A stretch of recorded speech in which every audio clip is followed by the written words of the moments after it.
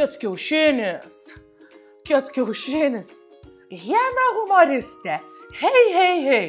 Pakopa po pakopos, pakopa po pakopos. Muša būgnai, bum, bum, bum. A. Gal gali tyliau?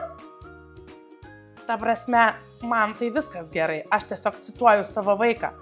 Jisai šitą knygą, kuri moko, ir beje yra logopedų rekomenduojama, moko vaikus tarti garsus, žmogus baigia mintinai išmokti. Tai yra dar viena nereali mokymosi priemonė.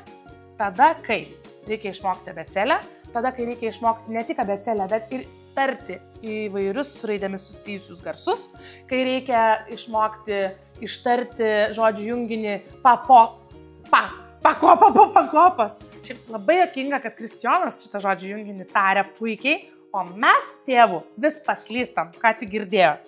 Labai šmaikščiai, juokingai ir įtraukiai sugalvoti žodžiai, kurie yra susijęs su skirtingomis raidėmis.